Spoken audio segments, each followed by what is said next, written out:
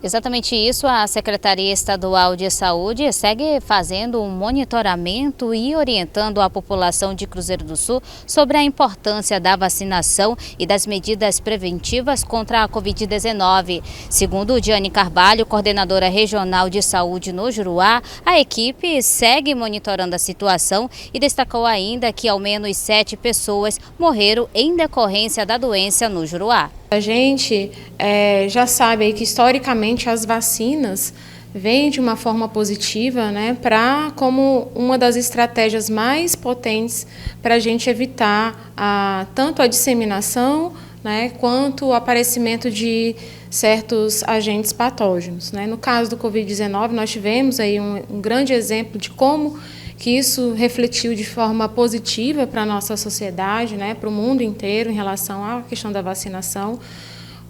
Um exemplo disso é que esse ano, por exemplo, nós tivemos tivemos um aumento dos casos de Covid, né, mas com a pequena quantidade de agravamento e de evolução a óbito. Isso é um reflexo também da adesão da nossa população à questão da vacina. Então, sobre questão de casos de síndromes gripais, como é que está a situação aqui em Cruzeiro do Sul?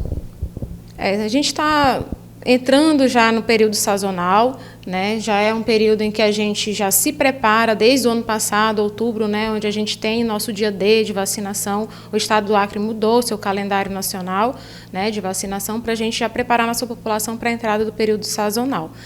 Em relação às síndromes respiratórias, nós ainda estamos num número confortável em relação aos dados do ano passado, né? Então, não estamos, principalmente a regional do Juruá, nós estamos bem em relação aos números em comparação com o ano passado, né? Então, nós fizemos uma mobilização também importante em relação a vacinas de influenza, de Covid, e isso tem refletido de maneira positiva na nossa população.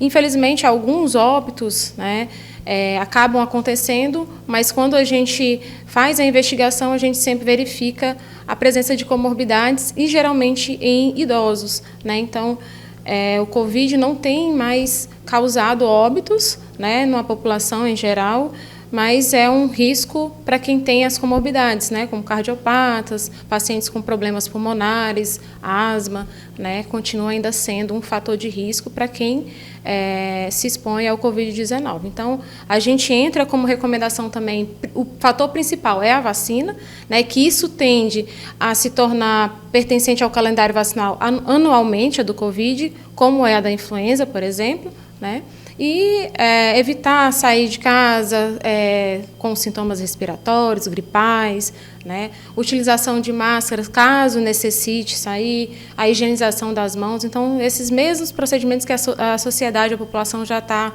bem instruída para continuar evitando a proliferação. Então, a Secretaria também está fazendo esse chamamento importante para a imunização, visto que já foi registrado aqui no Vale do Juruá aí, ao menos 7 mortes, né, decorrente à Covid-19, então reforça aí essa importância da procura. Exatamente, como eu falei, esses 7 óbitos, né, em termos de epidemiologia, para nós não é um número assustador, né, está esperado, né, para o período e para o que nós temos de pacientes com comorbidades. Então, quando a gente faz a investigação dos óbitos, nós vimos que os pacientes tinham algum fator de risco que, com a infecção do Covid, ele proporcionou aí, ou foi um fator de risco que agravou e fez o paciente evoluir a óbito.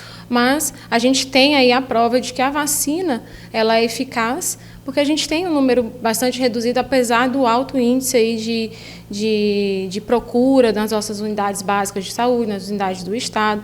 Então, quando a gente compara a procura por síndrome respiratória, para atendimento para síndromes respiratórias e o número de internações de pacientes graves, essa relação de agravamento ela não é tão expressiva. Então, isso deixa a gente mais confortável e também mostra para a gente a importância da vacinação, que isso é um reflexo da imunização.